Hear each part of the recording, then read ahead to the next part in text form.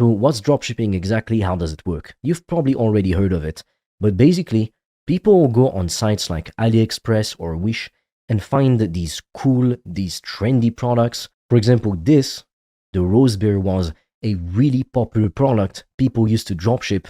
So they would take it from AliExpress or Wish or Alibaba. They would make a site using Shopify and sell it. And then to get customers, they would either pay some influencers to make a video about it. So for example, they would send a free product to the influencer. It would cost them the price of the product plus shipping, and the influencer would make a video on it. Or they would simply run some Facebook ads, take the pictures and the videos from AliExpress, and then the people from Facebook ads would land on the page and some would purchase the product. The downside of this is that first, it's no longer 2012. Nowadays, everybody tried to do it because people love the idea of reselling some junk, never showing their faces, never building anything real. It looks like it's easy money, and everybody understands the value of a physical product.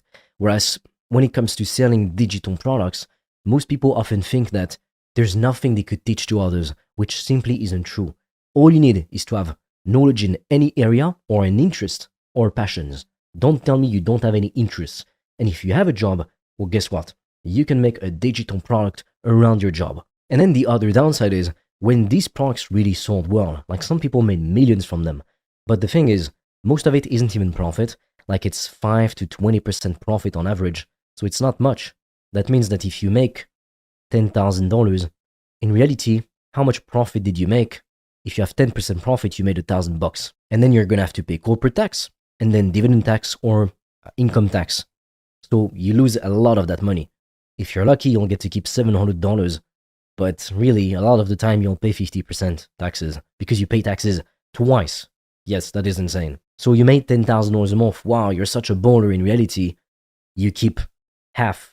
Like, not even half. Half would be 5,000. You keep $500 after taxes.